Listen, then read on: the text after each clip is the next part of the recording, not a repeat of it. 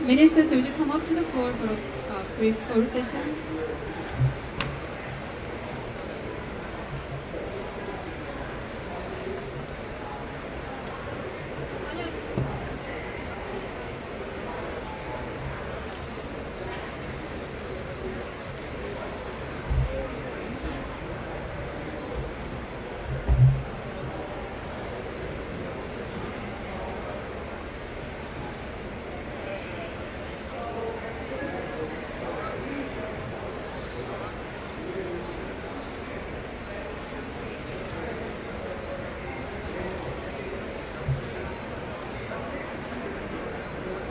Thank you.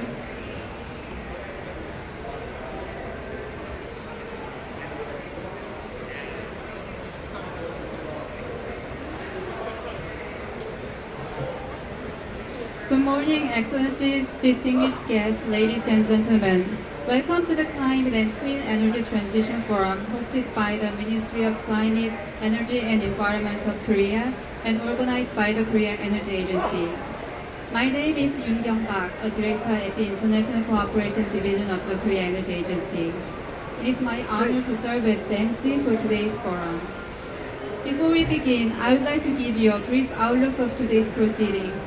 First, we'll begin with the opening keynote from our host, His Excellency Minister Sung-hwan Kim from Korea. After that, we'll proceed to the ministerial speeches by distinguished representatives from Australia, Portugal, and Denmark. And then we will conclude with a panel discussion. I should note that Minister Kim is scheduled to deliver Korea's national statement in the high-level segment, and therefore will need to leave this forum a bit early. We kindly ask for your understanding. Let us now begin with the opening keynote by His Excellency Mr. Sung-hwan Kim, Minister for Climate, Energy and Environment of the Republic of Korea. Please welcome him with a big round of applause.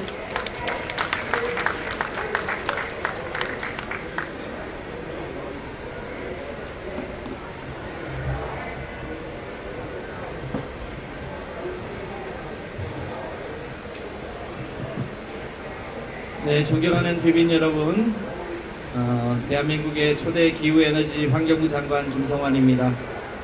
탈탄소 녹색 문명으로의 전환과 재생에너지를 중심으로 한 지속가능한 미래로의 여정에 동참해주신 여러분께 깊은 감사의 말씀 전합니다. Distinguished guests, good morning. As introduced, my name is Kim Sung-han and I have the privilege of serving as the first Minister of Climate, Energy and Environment of the Republic of Korea. Let me first express my sincere gratitude to all of you for joining this event, a milestone in our collective journey toward a decarbonized green transition and a sustainable future powered by renewables. 우리는 어디에서 왔는가? 우리는 누구인가? 우리는 어디로 가는가? 1897년 프랑스어가 폴 고갱이 그린 그림의 제목입니다. 딱 지금 우리의 모습을 그린 듯 합니다. 제가 좋아하는 그림입니다. This is a painting that I like personally. Where do we come from? What are we? Where are we going? This is the title of an 1897 painting by French artist Paul Gauguin. It seems to capture the essence of our lives. 우리는 석탄으로 전기기관 가동을 시작한 1차 산업혁명, 석유로 자동차를 달리게 한 2차 산업혁명을 지나 매년 역사상 가장 뜨거운 해를 경신하는 지금을 살고 있습니다. 그러면 이제 우리는 어디로 가야 하겠습니까? 탄소 기반 화석연료 소비에서 탈탄소 기반 재생에너지로 나아가는 녹색 혁명이 바로 우리가 직면한 미래일 것입니다. We have lived through the first industrial revolution when coal-powered steam engines and the second industrial revolution when oil-powered automobiles. Now we have arrived at this moment where each year is breaking new records as the hottest on record. The question is clear: where should we go from here? The answer lies in a green revolution centered on carbon-free renewable energy and moving away from fossil fuels. 자연을 더 이상 파괴하지 않으면서 인류의 문명을 발전할 방법, 민생을 중심에 두고 탄소 중립과 지속가능한 성장을 조화롭게 이루어낼 방법, 한국의 기후에너지 환경부는 바로 그 해답을 찾기 위한 고민 끝에 지난 10월 출범하였습니다. 이는 탈탄소 전환을 향한 명확한 로드맵을 그려나가기 위한 첫걸음이며 하나의 부처에서 기후위기 대응을 위한 정책을 기획하고 동시에 실행함으로써 탈탄소 전환의 추진력을 강화하기 위함입니다. How can humanity advance while preserving nature? How can we harmonize carbon neutrality with sustainable growth while protecting people and their livelihoods? To find answers to these questions, Korea launched the Ministry of Climate, Energy and Environment in October. This marks the first step in charting a clear roadmap toward decarbonization, and it gives us a stronger momentum by unifying policy design and implementation under one ministry.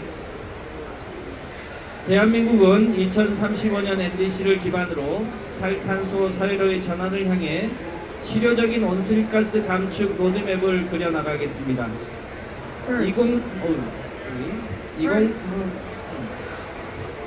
First, we will set a practical roadmap for reducing greenhouse gas emissions based on the 2035 NDC toward a transition to a decarbonized society. 2035 NDC는 관련 부처, 전문가, 이해관계자, 그리고 미래 세대의 참여에 기반하여 과학적 데이터와 사회적 공감대를 바탕으로 수립하였고 2050 넷제로 사회로의 중간 이정표 역할을 할 것입니다. The new NDC has been formulated through consultation among relevant ministries, experts, stakeholders, and youth, grounded in scientific data and broad social consensus. It will serve as a milestone in creating a net zero society by 2050. 우리는 2035년까지 국가 온실가스 배출량을 2018년 대비 53%에서 61%를 목표로 감축하고자 합니다. Korea will reduce its greenhouse gas emissions by 53 to 61% from 2018 levels by 2035. 대한민국의 2035 NDC는 파리협정이 정한 진전의 법칙, 미래 세대의 과도한 부담을 지우지 않는 NDC를 마련하라는 지난해 헌법재판소의 결정, IPCC 1.5도시 보고서와 지난 1차 전 지구적 이행 점검의 가이드라인, 또 아직은 불확실한 혁신적 기술 개발 등을 고려하여 범위 방식으로 수립한 야심찬 목표입니다. 대한민국은 이를 토대로 국제사회와 함께 기후위기 대응을 위한 전 지구적 책임을 이행해 나갈 것입니다. Our 2035 NDC is an ambitious target and presented as a range. It represents progression over time under the Paris Agreement and reflects the Constitutional Court's ruling last year that excessive burdens must not be placed on future generations. The IPCC's recommendations in its report on 1.5 degrees Celsius, the guidance from the first global stocktake, and the remaining uncertainties in the development of innovative green technologies. Guided by this new target, Korea is committed to fulfilling its responsibility to tackle the climate crisis together with the international community. 다음은 우리의 탈탄소 녹색 대전환 추진 전략입니다. 먼저 재생에너지 중심으로 에너지 체계를 대전환할 것입니다. 2035년까지 재생에너지 비중을 대략 30에서 35%까지 확대하고자 합니다. 재생에너지와 원전을 합친 무탄소 전원은 65%에서 70%에 도달할 것입니다. 인허가 절차를 간소화하고 화석에너지 중심 전력망도 재생에너지 중심 지능형 전력망으로 대전환할 계획입니다. 늘어난 재생에너지는 햇빛연금, 바람연금 형식으로 국민과 공유하여 포용적인 에너지 전환을 추진하고자 합니다. Let me now introduce Korea's strategy for a decarbonized green transition. Our priority is to make renewable energy the backbone of our energy system. Korea will increase the share of renewables in its energy mix to 30 to 35% by 2035. This will make carbon-free energy, including renewables and nuclear power, make up 65 to 70% in our power mix.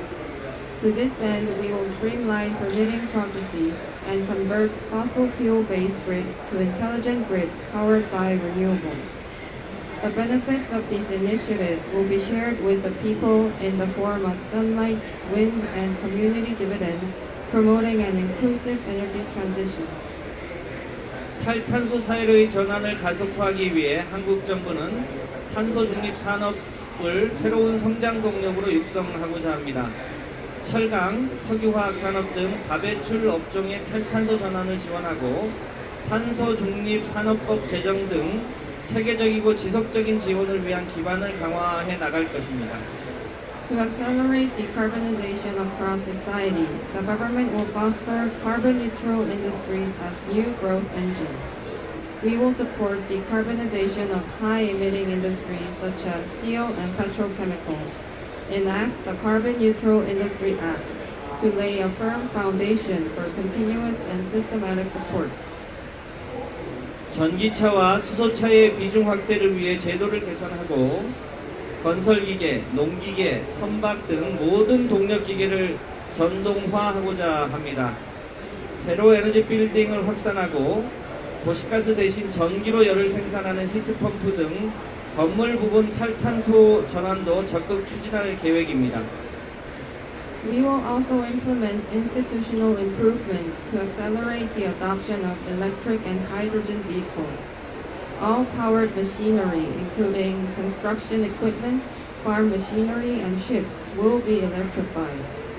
In the building sector, we will expand zero-energy buildings and promote the large-scale rollout of heat pumps that use electricity instead of city gas. 또한 에너지 전환, 산업 구조의 전환 과정에서 필연적으로 발생하는 취약계층을 보호하기 위해 일자리 전환 지원, 지역 산업단지 단위의 맞춤형 전환 등을 계획하고 있습니다. We recognize that certain groups will be inevitably be affected by the energy transition and shifts in industrial structures. For these vulnerable groups, we will provide support for job transitions and implement tailored measures for regional industrial complexes. 부분별 녹색 전환 가속화에 범정부적 역량이 결집될 수 있도록 재정정책과 세제정책 역시 개선해 나가고자 합니다. 공공재원이 마중물이 되어 민간의 기후재원을 촉진하고 탈탄소 제품과 혁신기술의 상용화, 대중화를 이끌어내겠습니다. We plan to improve finance and tax policies to channel whole-of-government efforts into accelerating the green transition across all sectors. We will ensure that public finance mobilizes private finance, while incentivizing the commercialization of innovative decarbonization products and technologies. 우리는 국제사회에 약속한 목표를 실제로 이행하기 위하여 내년 안으로 KGX 추진 전략을 수립하려고 합니다. KGX는 지속가능한 미래를 위한 대한민국의 담대한 약속이 될 것입니다. 특히 대한민국의 앞선 AI, IT 역량과의 시너지를 통해 산업 경제 구조를 탄소 중립을 기준으로 전면 혁신하고 녹색 혁명의 선두에 서서 전 지구적 기후위기 대응에 기여할 수 있도록 하겠습니다. To deliver on the new target pledged to the international community, we plan to develop a KGX implementation strategy by next year. KGX is Korea's bold commitment to a sustainable future. We will reform industry and the economy with net zero at the core, harnessing the synergy of Korea's strong IT and AI and IT capabilities. This will enable us to lead the green revolution and contribute meaningfully to global climate action. 기적 같은 행성 지구, 그 지구를 위한 대한민국의 여정을 여러분과 함께 나눌 수 있게 되어 영광입니다. 감사합니다. I am deeply grateful for this opportunity to share with you today Korea's journey and vision to protect our miracle planet Earth. Thank you.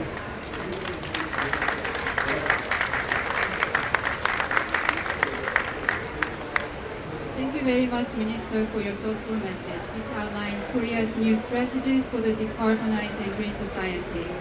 We look forward to your continued leadership in advancing the global green transformation. Next, I would like to invite the Honorable Mr. Chris Bowen, Minister for Climate Change and Energy of Australia. Minister Bowen will share Australia's net zero strategies and global cooperation opportunities. Please welcome him with a big round of applause. Well, thank you very much, Minister Kim, for that wonderful speech and for your initiative in putting this event on today. And let me say publicly, as I've said privately to Minister Kim, that in a world in which action on climate change is under question, your appointment and your government's agenda is an injection of hope and confidence in the world's actions on dealing with climate change. And we very much welcome your appointment and look forward to working with you very closely. And I don't know if it's the reason why you've invited Australia and Denmark and Portugal to speak with you, but the fact of the matter is we now, Korea and Australia and Denmark and Portugal, are some of the few countries in the world where the climate change and energy portfolio and energy ministers are the same person. In many countries, the Minister for Energy and the Minister for Climate Change are different people. We have chosen to give the Minister for Climate Change the levers to drive down emissions from our energy system, which I think is a very good model. And congratulations to you and your government for doing so. And congratulations for your new NDC, Nationally Determined Contribution. Korea's NDC used to be in single figures, and you've lifted it up. And it's a good and impressive NDC, and I want to publicly, on behalf of Australia, thank you for your leadership and thank you for your vote of confidence in climate action. And this is a good gathering because we can share thoughts on behalf of our nations and things we've learnt along the way. Australia has made plenty of mistakes along the way. We are not a poster child for action over the last 20 years, but we've really, in the last few years, moved very strongly to lift our level of ambition and our achievements. And one thing I think Australia can share some thoughts on with the rest of the world is our pathway to decarbonisation through households. Heavy industry is important for all of us, transport is important for all of us, but in Australia our households are leading the way. You know, 35% of Australian households have solar panels on the roof. We've increased our renewable energy production by 50% in the last 3 years. And a lot of that comes through solar panels on the roofs of houses.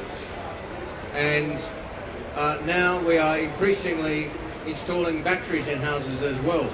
We have a program to provide a 30% rebate for home batteries in Australia. And in the weeks since the 1st of July, more than 120,000 Australian houses have done that. And it's given us the opportunity, this solar revolution, to just in recent weeks announce that we will require all our energy companies to provide 3 hours of power free of charge in the middle of the day to Australian energy consumers, which also encourages taking energy use from the night to the day, which helps us manage our grid because we have so much power in our grid in the middle of the day. So these are the sorts of things that we can work on together. We have much to learn from Korea and your journey, and we have much to cooperate on, particularly in relation to heavy industry, but there are some things we've learnt along the way. So at a time when multilateralism and cooperation are under question and under attack around the world, when people are saying the rest of the world, I'm sure we are all experiencing similar dynamics. At home, there are people who say, why should Australia bother to do this when the rest of the world isn't doing it? We all have the same experience. It's not true. And we can point to countries like Korea and say, look, countries like Korea are taking these steps, and so can we. And the other argument you hear in the domestic debate is that we're a small proportion of the world's emissions, so why should we bother? In Australia, our critics say you're only 1% of emissions, so don't bother. This is a very false argument. If you add up all the countries that are 1% of emissions, you get to 40% of the globe's emissions.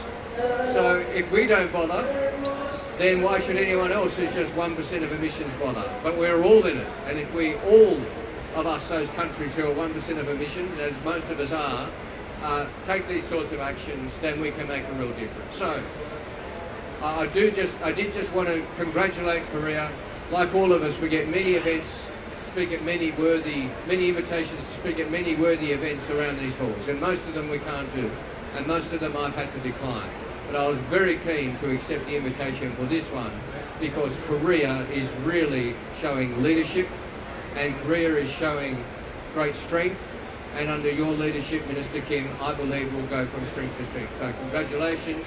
There is much, much more to do together, and I look forward to doing it in partnership with friends like Korea. Thank you.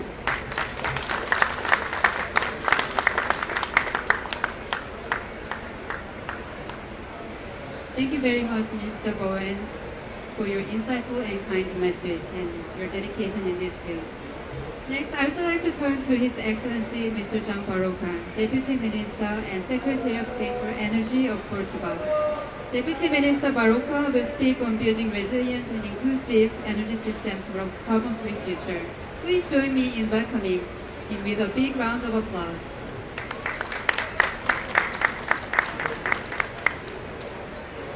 Thank you very much, honorable ministers. It's a great pleasure to be here, ladies and gentlemen. Also from the side of Portugal, I would say our life nowadays is quite easy.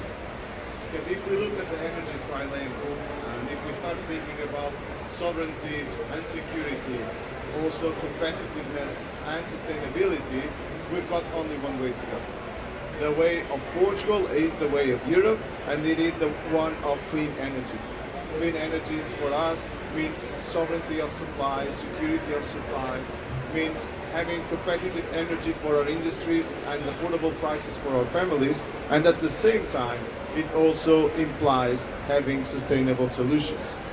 So for us in Portugal, we are extremely aligned with the European policy agenda, and we've got ambitious targets on our national energy and climate plans. We want to reach 51% of renewable energy on our total energy consumption. We want to reach 97% of renewable energy when it comes to electricity consumption in Portugal. And we've got targets that will tackle all the sectors, from the easy to decarbonize to the hardest to abate. And that's why when we start thinking about the green transition in Portugal, we're talking about a second trilemma, which is the trilemma of electrons, molecules and bits. If we think about the evolution of our green technologies, we are talking about renewable energies for electricity production. We are talking also on using that renewable energy to decarbonize molecules. That's why we've got a strong policy agenda when it comes to biomethane and hydrogen. We've got the strong policy agenda when it comes to biofuels, and we've got the strong policy agenda when it comes to sustainable aviation fuel. Our policy has to do with an alignment between the needs of having a security of supply, competitive energy, and sustainable energy, with then also tackling the industrial development of Portugal and the green growth of Portugal. On that perspective, I would say we've got the electrons, we've got the molecules. On the molecules, we're also working on addressing our natural resources. There are huge lithium reserves in Portugal that need to be explored, and we're doing some steps on that dimension. With some struggles, I would say, openly speaking, we've got struggle on the social acceptance on some of these projects. So there's a lot of work to be done also in the involvement of people to accept the projects we've got from a national agenda. The NIMBY factor is one of the risk factors we've got on renewable energies, on exploring natural resources, but that's also something that is positioning energy as one of the prime topics of the policy agenda of the country. And of course we combine the energy, the environment and the climate agenda as well. The third topic about the trilemma has to do with bits. And bits for us nowadays represents two big challenges. On the one hand, we've got the challenge of AI for energy, and then the challenge of energy for AI. One of the big tensions we got in our systems is the need for energy supply for all the AI data centers we want to have in our own country. They represent enormous foreign direct investments which are relevant for our economy, but at the same time we need to be able to leverage that capacity of computation in order to transform the way we plan, we operate and we manage our networks.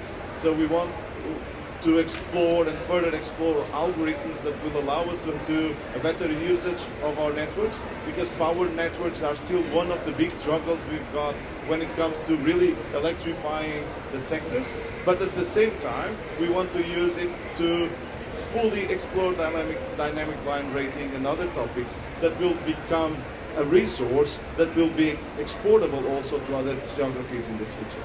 So we believe that the ones that are in the front, at the front wave of this green transition will also be then positioned to sell these digital technologies. And that's why Portugal wants to be a living lab on the innovation of those topics as well. And I'll close also with a remark that is relevant. With the Spanish blackout that we had that affected Portugal, security of supply became a very relevant aspect of how we manage our networks. The first backlash was about fake news, I would say, that it was an inertia problem, that it was not an inertia problem. We had also the fake news that it's because of renewables. It was not because of renewables. And nowadays, we are actually having the third aspect of fake news, which is the one that natural gas would be a safe source of supply for energy and electricity in Portugal.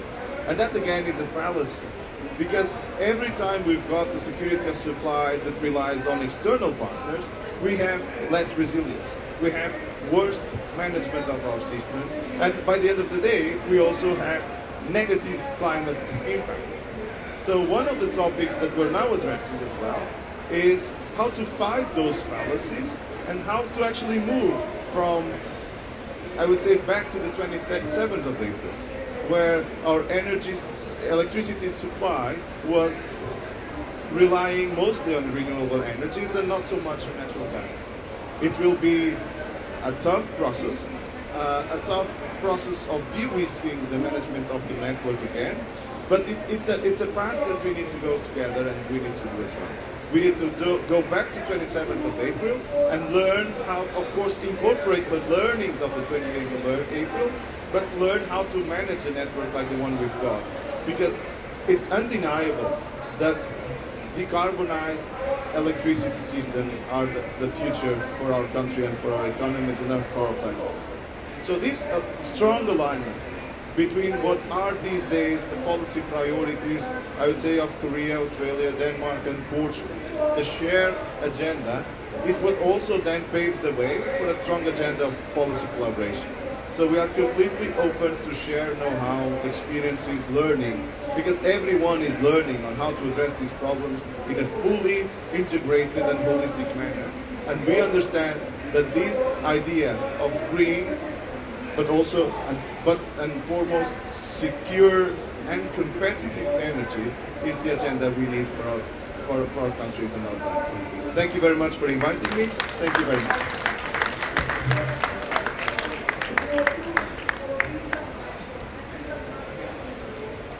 Thank you very much, Deputy Minister Barroca. Your insight on the resilient and inclusive energy system gives us much to consider.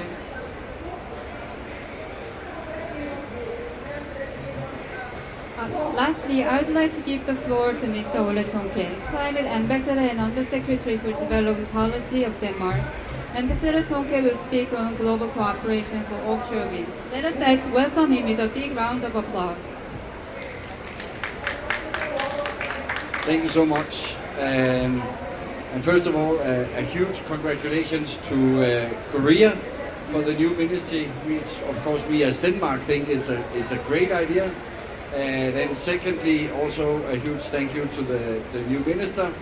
And I had in my speaking points to say that as soon as he had found his feet and the new ministry had found its feet, you would definitely drive forward the green agenda. But listening to the presentation here today, I'm confident you are already pushing this agenda and really moving it forward very, very fast. So a huge congratulations on that. I also really took note of what the minister talked about in terms of the prices of renewable energy. I was at a session earlier this week talking about the tipping points of climate change, And of course, we always think of the negative tipping points of melting Arctics, etc., etc. But now they are talking about the positive tipping points of climate change, which is that the green technology is actually now overtaking the fossil technology. It has already happened in electricity generation. That is cheaper than fossil fuel electricity generation nowadays. So of course there will be some adjustments to the grid, etc., etc. That will involve some costs, but there's no doubt in all engineers and economists' mind that the prices of renewables will drive fossil fuel electricity generation out of business. And this will happen in the next coming decades. We are also looking at the other sectors mentioned by the minister, like transport. Electric vehicles are becoming less expensive than fossil vehicles, and they are smarter, and you have the petrol station in your driveway, so it's a no-brainer. Of course you will buy that. That will drive electrification in the transport sector. That will move things forward. Then we also have in heating. In Denmark, the electric heat pumps are becoming less expensive. I changed it in my house from oil heating to electric heating. I got 3,000 euros as a bonus for doing that, but the technology is there, and that will also drive out fossil fuel heating systems little by little. So the green transition is actually competitive. The new technology is developing very, very fast, and prices are coming down in so many sectors. So this is actually the future, and not only it's good for the climate, it's actually also good business. I want to thank Korea for we have a very, very strong bilateral partnership. We have worked for decades together on the green transition. In many different sectors. I want to mention one of them is the offshore wind sector, where Denmark, we've had a lot of learnings and experiences. We put up our first offshore wind power plants in 1991, and it was a small one, and it was extremely expensive, and the consumers of Denmark had to pay a very high price. But ever since, the prices have come down. We now have 2.7 gigawatt of offshore wind. The government recently did a tender of 3 gigawatt. Unfortunately, the tender material and the conditions was made back in 22. They were not up to date with what has happened, both geopolitically, price increases, etc. So the government quickly came together, looked at all the conditions around it, and then put it out for a new tender of 3 gigawatts in Denmark, and with what we call a price, with a security on the price, a model that is also used in the UK, but we really expect to get really good bids on that coming out, really boosting offshore wind power in Denmark. So a very clear signal from both the government and the Danish politicians that we want this, that this is actually the future.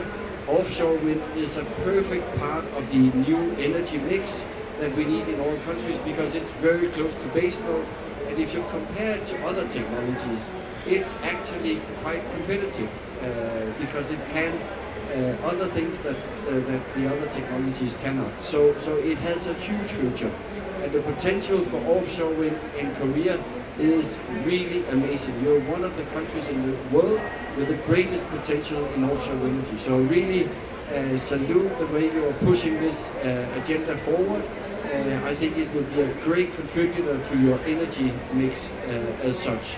But coming back to the headwinds that we are facing at the COP27, Denmark and other partners, Arena, we launched an alliance called Global Offshore Wind Alliance, because we saw a real need for all countries who are engaged in offshore wind to come together to share knowledge and experience, share latest technologies on how do you actually put together and offshore wind industry as such. And the key to this alliance that it brings together both governments, it brings together the industries, it brings together private investors, etc. All the key actors that is needed to really establish an offshore wind industry that is competitive.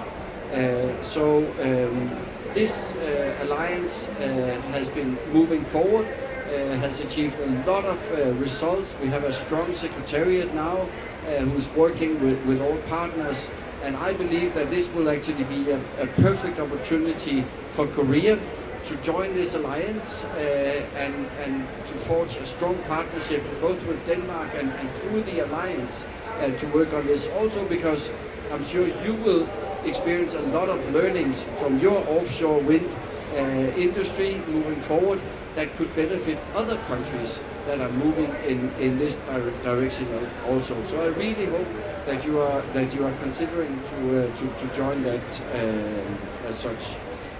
So I'll end by saying that Denmark, we stay firm in the green transition, not only because of the climate, but because this is actually good business. We stay firm in our partnership with Korea, and we stay firm globally to move this agenda forward. Thank you so much.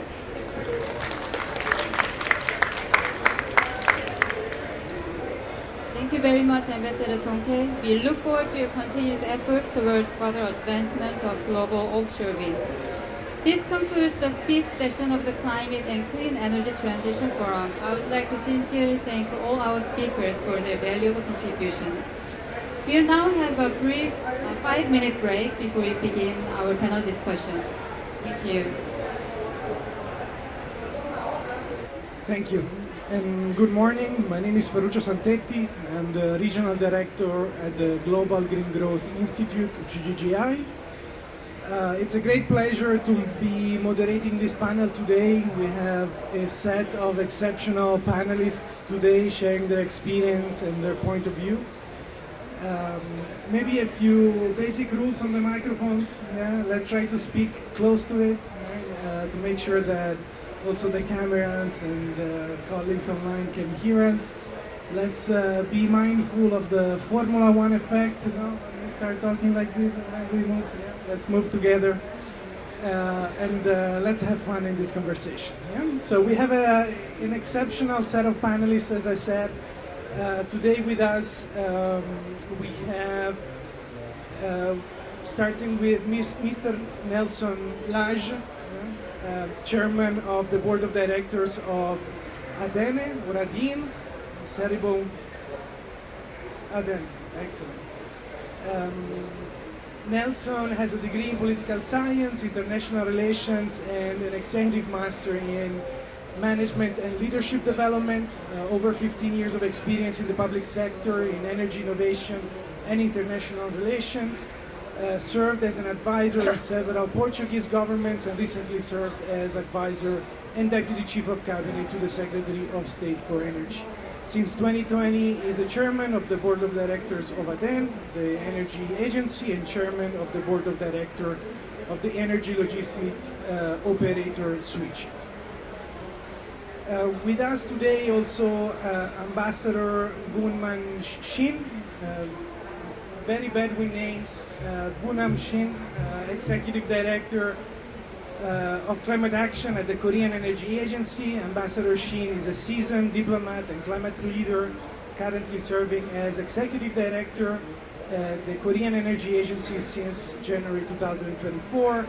He held several high-profile roles in international climate diplomacy, including Vice President at the United Nations Association of the Republic of Korea and Director to the Council of the Global Green Growth Institute, GGGI. Welcome, Ambassador Shin. Welcome also to Rana Adib, Executive Director at REN21. Welcome, Rana. Rana is the Executive Director at REN21, global network of diverse stakeholders that enable the necessary changes to build the renewables economy for prosperous lives and society. She's also the chair of SLOCAT, an international multi-stakeholder partnership enabling knowledge and action for sustainable low carbon transport. Thank you and welcome, Ran. And last but not least, Luca Lore. This is probably the only name that I pronounced correctly. Luca is an energy and climate analyst at the International Energy Agency, IEA. He's a physicist working on energy and climate policy in the Directorate of Sustainability, Technology and Outlooks at the IEA. Leads the Secretariat of the OECD IEA Climate Change Expert Group, informing technical negotiations within the UNFCCC space. Welcome, Luca. Excellent. We jump straight into it. We have 30 minutes to discuss some very serious and complicated matters. We start with the general questions for all the panelists. Following the agreement that was reached at COP21, the international community set the ambitious goal of tripling global renewable energy generation capacity by 2030. And renewable energy is therefore a critical step for achieving the net zero emission target by 2050. But in reality, many countries, many governments are still facing several barriers and challenging in the achievement of these goals and scaling up their renewable energy ambitions and plans. So the question for each one of you is to please share what are the efforts, what are the priorities that your governments or your institutions are pursuing to overcome these challenges? And in your view, what are the directions, what are the priorities that should be pursued by the global community going forward? And maybe we start with Luca from the IEA. Thank you very much. I hope you can hear me well. I'll make sure that I stick to the microphone. And good morning, everyone. I would like to thank Ferruccio, but also thanks to the Korean Energy Agency for the invitation to the IEA. So to answer to your question, the IEA provides technical data and analysis to inform on the progress related to the goal of tripling renewables. And the last analysis that we have done is both with our report on renewables 2025, but also with the World Energy Outlook that was just released last week. And in that analysis, we show that this year, 2025, has been another record year for renewable energy capacity. We had a record of additions up to over 750 gigawatts. This is huge. It's really very, very big. If we project with all current policies the trajectory of renewables, this will lead us to a growth that is more or less 2.6 times an increase from the capacity that we had in 2022 to the one that we'll have in 2030. This is short of the 3 times increase that we need under the COP28, but it's within reach. Almost 80% of this growth is led by solar. We heard before from Minister Bauer about solar revolution. This is really true. Low cost, faster permitting, and in general also the social acceptance. We heard about rooftop solar, for instance, that is really deploying at record speed in many economies. This really accelerates the adoption of photovoltaics. Then looking to wind, wind power at the moment faces some supply chain challenges, but also rising costs and permitting delays. These, we think, they are relatively short-term challenges. The global capacity is still expected to grow much faster in the next few years. And then we have another 5% that is together made up of this growth, that is made up of hydropower, geothermal, and bioenergy. However, we need to think that, importantly, adding renewable capacity and even getting to the tripling goal, if we manage to get there, by itself does not mean necessarily that clean electricity reaches the consumers. And this doesn't mean the capacity in itself will reduce emissions. So we need to expand and modernize our grids, and we also need to build storage. we need to scale up storage capacity from today. According to the latest IEA analysis, this means that by 2030, we need to build or modernize 25 million kilometers of grids and reaching 1,500 gigawatts of storage capacity, mostly from battery, but also from other sources of flexibilities. And so in our accelerated cases report, in the Renewable 2025 report, shows that we can reach up to 2.8 times the 2022 levels if countries minimize policy uncertainty, reduce permitting times, increase investment in grids infrastructure, and expand flexibility to facilitate the integration of variable renewables, and also if we manage to de-risk financing for renewables. So there is really a lot of potential. We are very close to get to the 3 times goal, to the tripling goal. I will conclude with this. There is a lot of untapped potential for emerging market and developing economies. We need to also think that in emerging market and developing economies, the financing cost, or the cost of capital for renewables, is very high. So we need to bring that cost down to increase economic attractiveness of renewables in most of these economies. And of course, the other challenge in emerging market and developing economies is the weak grid infrastructure and the lack of visibility over the auction volumes. I will leave it at that for now, and looking forward to hearing the other panelists. Thank you. Thank you, Luca. And Ms. Adib, can we continue with REN 21? Yeah, thank you very much. I would say, what is the big challenge? Why is it not delivering? Even though the first message is renewable energy is the best option we have. It's in most of the countries the least cost option. It does deliver on energy security, it does deliver on resilience, it does deliver economic opportunities, it does deliver opportunities for green industrialization, and so on and so on and so on. And still it does not deliver. Why? Because we have structural barriers. We are basically operating in an energy system that is doing exactly what it was designed for, is to serve and build basically energy services on a centralized fossil fuel base. And fossil fuel and renewable energy operate differently, and I think the first message here very clearly is that we need to basically change the governing rules of the energy system to a renewables-based system. And that's fundamental. And many countries already show that it's possible to do so. What is really important, and I think it is to acknowledge for the fact that the structural barriers do not only lie in the energy system, but they also lie in the economy we have built, but also in society. And here again, it is important that we really move from a fossil fuel-based economy and society to a renewable-based economy and society.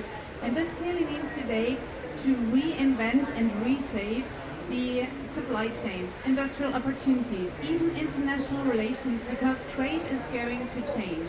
We will not ship around the fuels in the same way as we're doing. We'll move to an electricity-based system. We will move from energy as a commodity to energy services. And these are basically things that also require different policy and regulatory frameworks, a clear alignment between the energy policies, economic policies, trade, industrial policies, but also social policies, and very clearly also creates massive opportunities for new economic collaborations, industrialization. The fourth level, I would say, is renewable has a decentralized nature, and this means that it's being built close to people and in nature, and especially the close to people. And we see this in some countries. We have pushback from society. Why? First of all, there is a lot of misinformation and disinformation, and I think populism is unfortunately a reality in the political space today. And we also need to change our narratives with regard to this and have socioeconomic narratives, new indicators and evidence that can help us to convince citizens, but also clearly create the opportunity that do exist. And I think we heard it from South Korea on the role of communities and citizens, for instance, actively making sure that citizens and community take the advantage and can take the advantages of being sitting at the table, having their ownership basically in the solutions, and also get a redistribution of the benefits of it. From renting one side as an international government that does not only, an international network that does not only bring together governments, but also industry, NGOs, science academia, and a diversity of players from the supply side to the demand side, from energy access to clean cooking, I guess. We clearly see that today collaboration also needs to change. There is a lot of positive experience, innovation happening, and great stories to tell.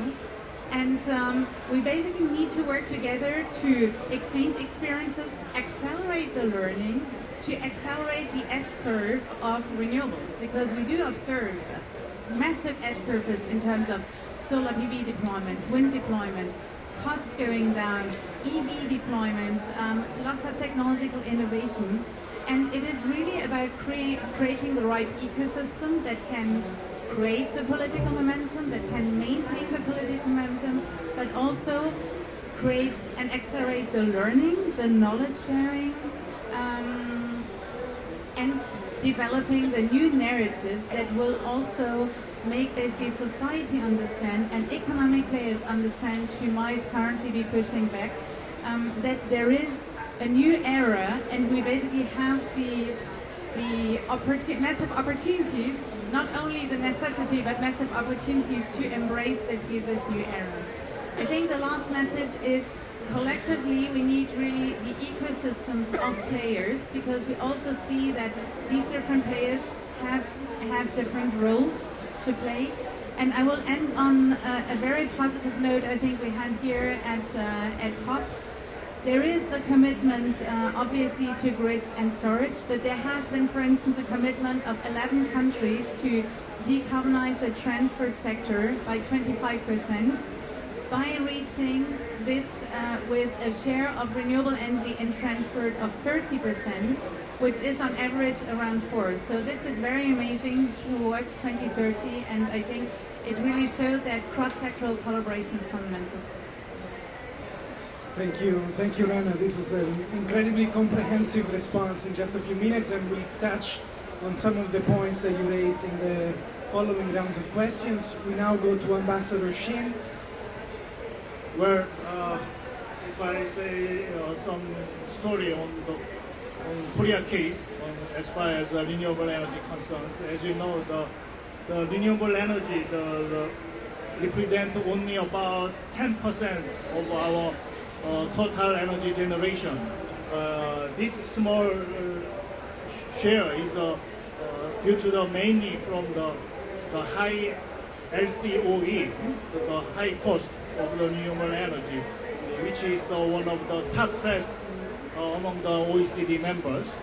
But despite of these challenges, the Korean new government will gonna see the renewable energy is an essential part for achieving the NDCs as well as ensuring the stable energy supply. So now the new government we gonna double or triple our renewable energy capacity in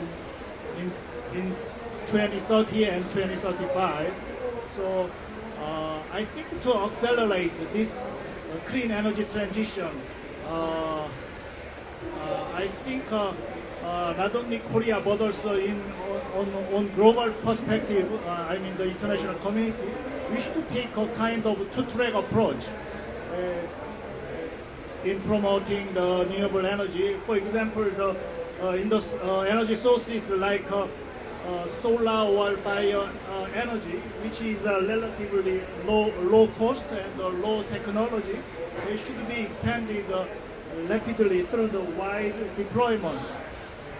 But meanwhile, the high cost and high technology like hydrogen or the offshore wind should be developed through the innovation and the investment as a future growth engine.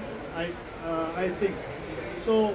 for the sustainable transition of clean energy, I think we need to follow two elements.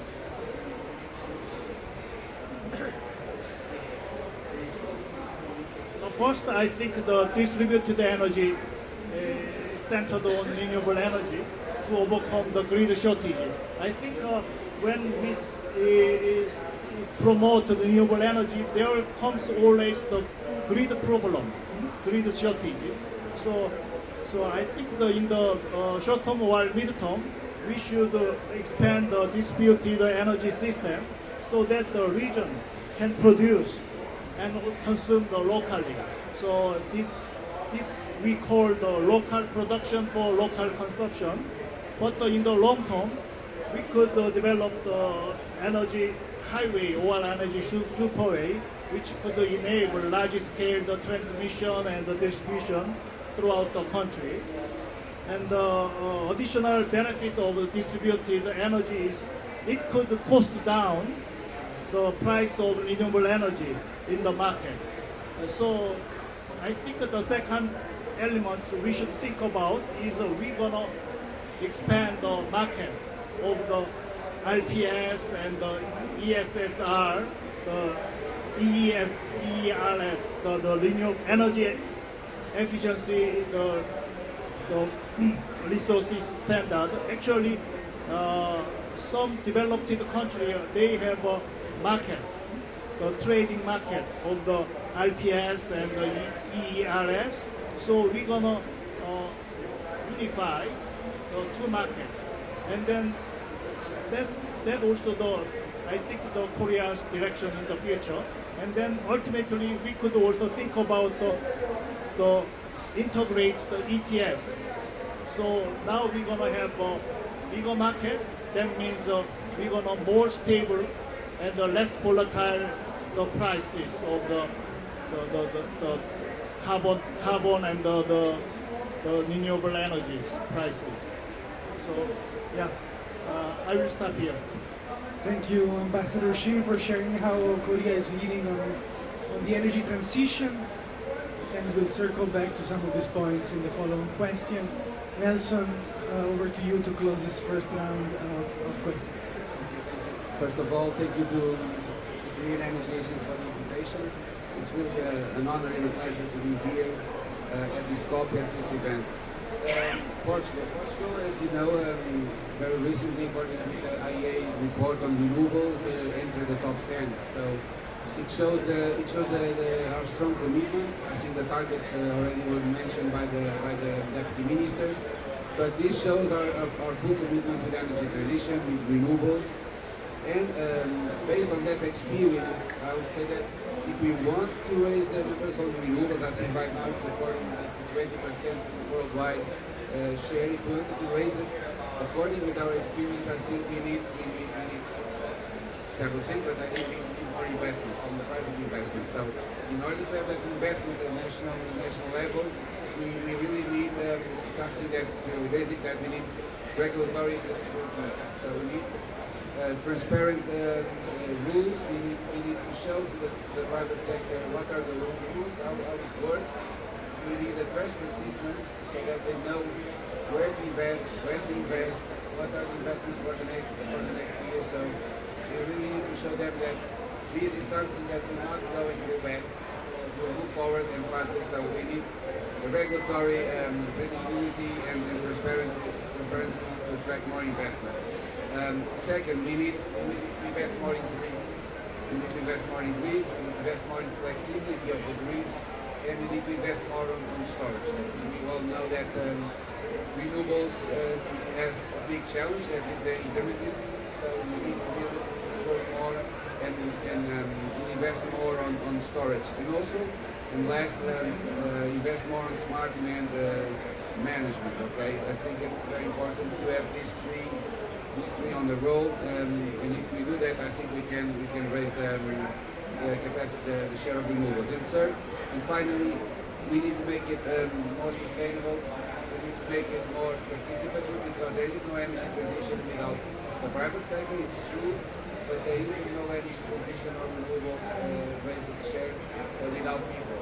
So we really need to explain to people the benefits, make them be part of the solution, be part of the decisions. And we are doing that in Portugal. We have several examples, but we need really to make it more inclusive and more fair. In addition to this, I think that the global community should focus on, I would say, three main essential vectors. One, it's we must be more connected. Okay, we have the example of Portugal and Spain that are interconnected. So we work as an Iberian market.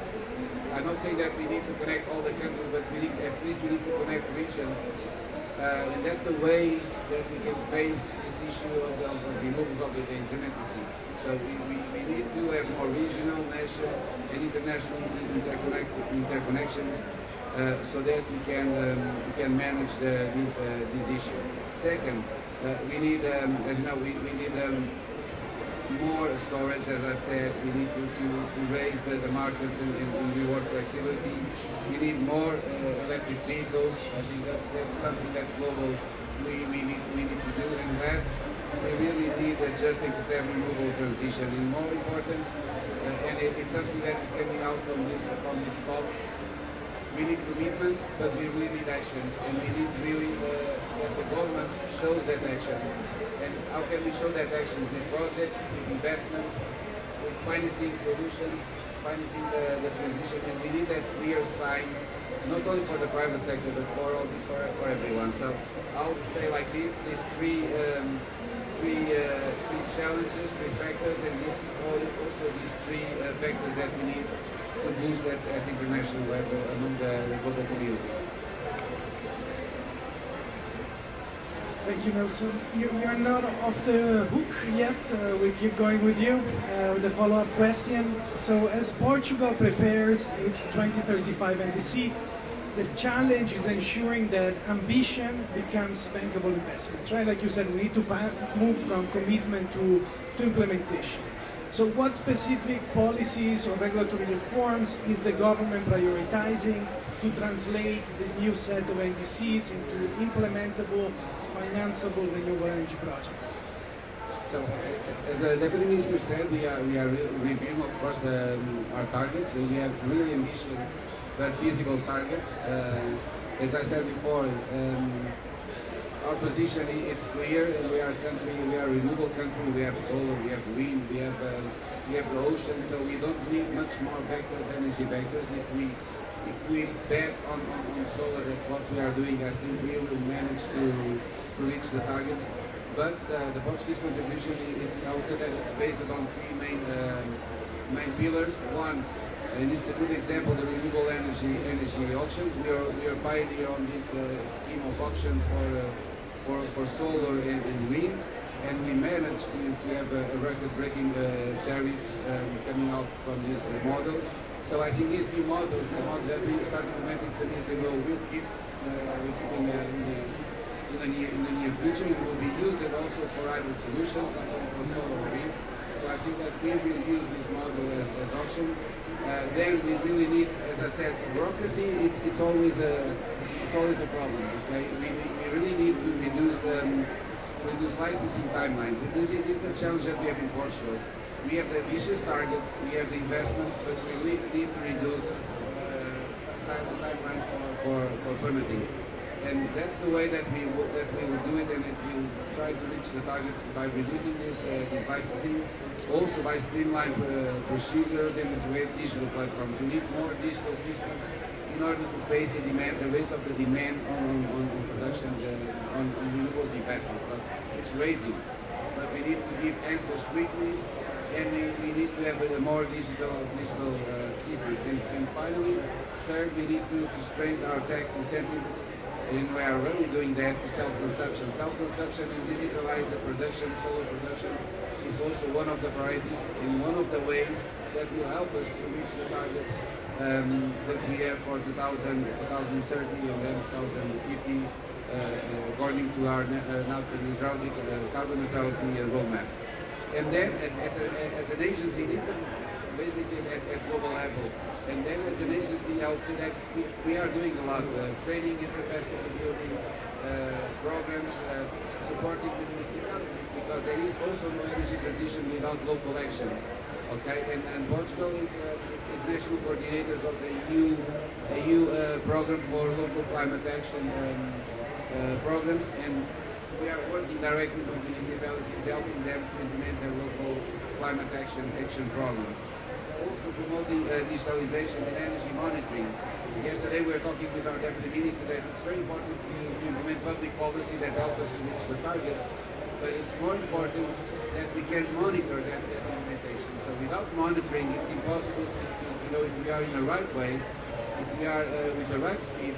So we need to implement more monitoring tools that could help us to boost the implementation of these public policies. And then something that is very important, and it's an example what we have here with AI, we have a more coordinated international partnerships. It's very important that we coordinate and that we partner with other agencies. I think we learn more if we share information, we learn more if we test products together, if we test solutions, approaches, and I think there's no far country. Today, with all the digital agendas, I think it's very easy to partner. An example is Portugal and Korea partnership for the last years, that it's really showing the role that we can partner and that can transfer knowledge. And last, we need to support, and we are doing that, support technical innovation and strategic guidance for sustainable energy projects. In summary, we need to demonstrate that energy transition is really an economic opportunity, right? And that's what we are doing in our daily activity, and helping also the government in implementation of their public policy on energy. Thank you, Nelson. Yes, the temperature is not getting any cooler, but very, very interesting, very thankful for sharing with us how the government of Portugal and how you are, what you're doing to address regulatory predictability, transparency, and confidence that the market is developing towards a positive trajectory. And going to Ambassador Shin, it is expected that Korea will announce its enhanced 2035 NDC at COP, and to achieve its new 2035 targets, accelerating the transition to renewable energy is obviously essential. Could you explain what are the key policies or the key systems that the Korean government is implementing to encourage broad participation from both industry and local communities in the renewable energy transition and its rapid expansion? That's good questions. Yeah. To secure the broad participation from the business sector and the local community, which is a very essential part of how to solve in promoting the renewable energy, as you said. To secure the broad participation from the business sector, where Korea, actually new government is now developing the RE 100 industrial park, which is in this industrial park, the Korean government allow the companies to build renewable energy facilities by themselves, or to conclude the PPA from the nearby renewable energy generators. So this kind of initiative, I think this could be a good example how the Korean people is accelerating both decarbonization of the industrial sector is belong to the scope 2, I think, and then the implementation of RE 100 at the same time. This is the one example of the as far as the business sector concerned, and then about the broad participation from the local community. As you know, the Korea is itself a small country, small land, so not so enough space for solar or the wind power. So there has been some kind of the conflict between the government, I mean the central or local government, and then the local communities, because solar or the wind power definitely give some noises to the local communities, and also in case of the wind turbine or the solar panel is not so good for the local people to whom they are the living in their community. So what the Korean government is thinking about is we have an old saying: if you cannot beat them, you should make a friend with them. So we developing the kind of the profit sharing system with the local community. Korean local and central government provide, allow them to invest in the renewable energy facilities in total or in partial basis. Then we're gonna provide the benefit or profit from the mobilizing the renewable energy facilities. So that kind of one thing to live together with the local community, or the broad participation from the local community. Actually, now in Korean case, the local community, rural area is a decline in terms of the population and the economic power. So the revitalizing the local economy or rural economy is one of our government priorities. So in terms of the social integration, it's good idea.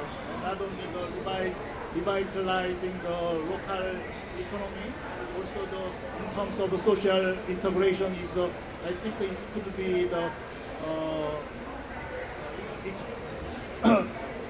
to be spread throughout the countries, international community. Thank you. Thank you, Ambassador Shin. And I really like the local production for local consumption slogan. We'll make good use of that.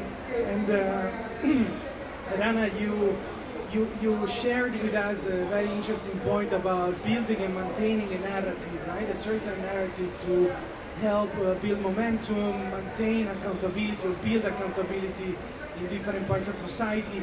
Could you share what new initiatives or data platform you're working on in REN 21 to drive transparency and incentivize action? Yeah, thank you very much for, I think, a very important question, and I will directly build on what you have been saying on the local production for local consumption. I think there is, the situation South Korea is facing is a situation that is faced in many countries.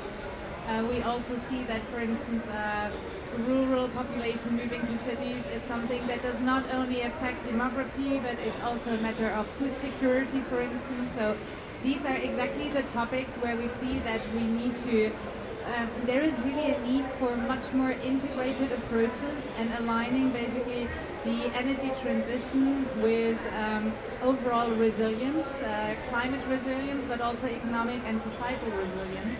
And one of the activities REN 21 is very clearly working on is to basically create this platform, building on the over 120 institutional members, but a community of 4,000 players, consolidate those experiences to really accelerate the learning through knowledge, through workshops, through hackathons, and to really create a community of practice to accelerate change.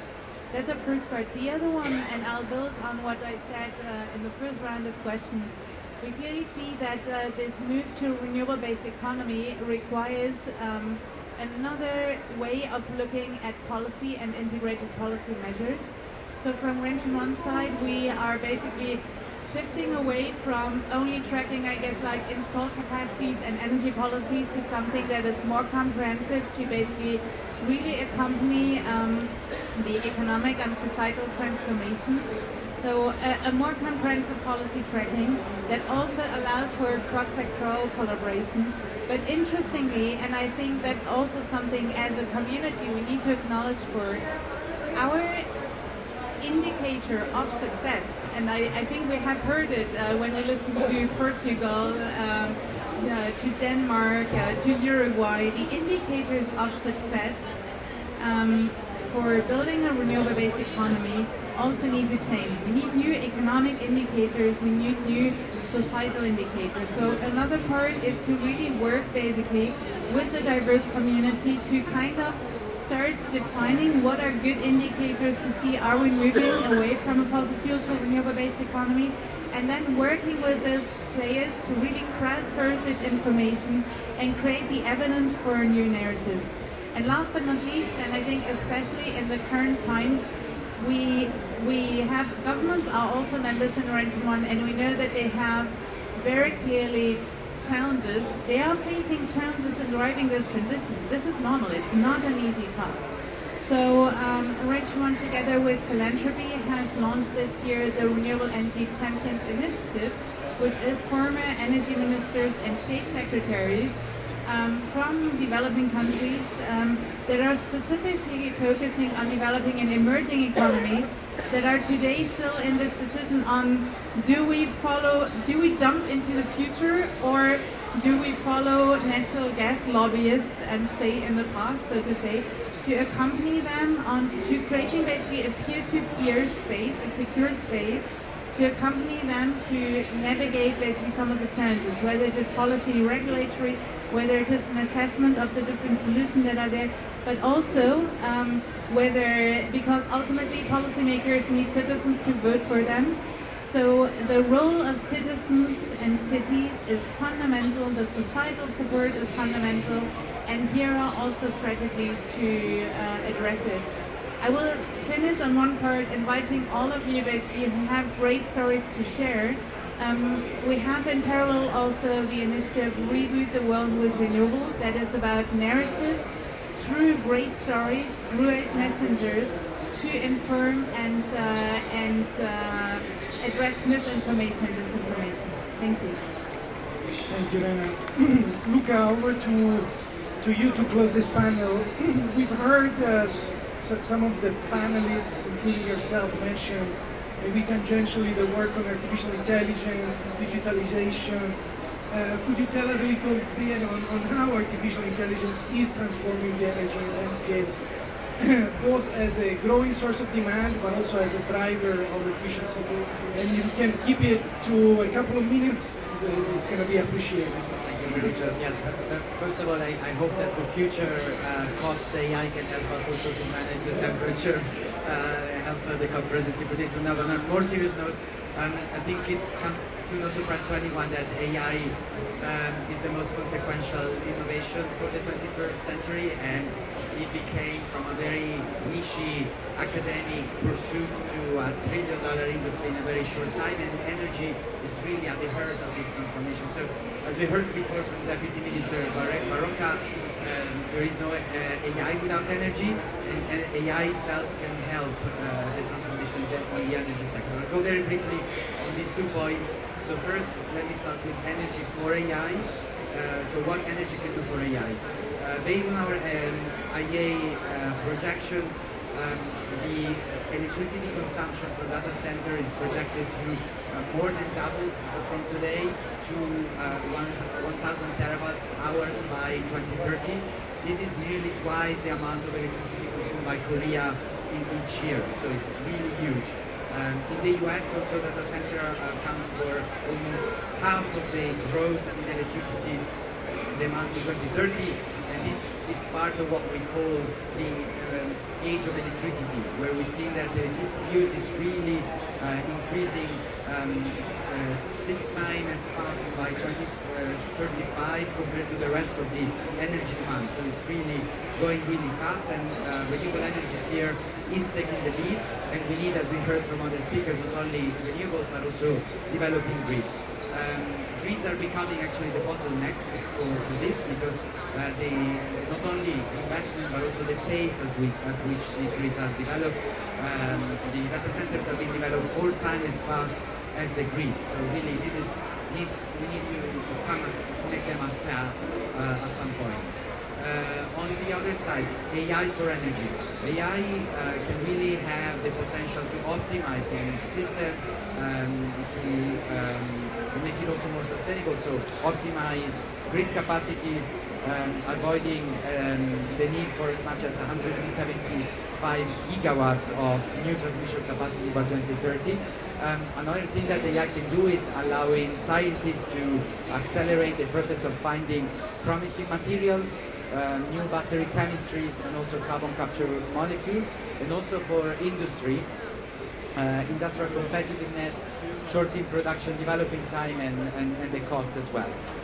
Of course, this brings also new concerns about energy security, including cyber security, the critical minerals that are needed for data centers as well, and the IEA is working on this. And maybe I'll leave it at that, conscious of time. Thank you very much.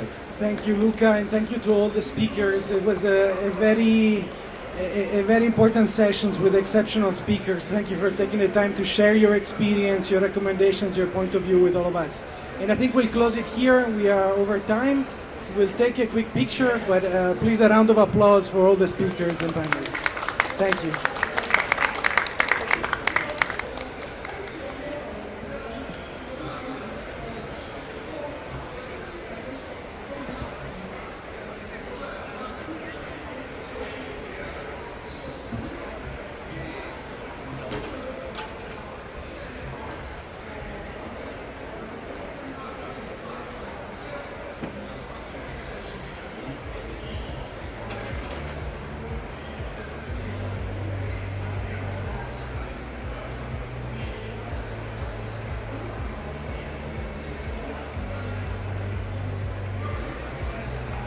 Thank you very much, everyone. This concludes our forum on climate and clean energy transition. Thank you for your time and have a great rest of your day.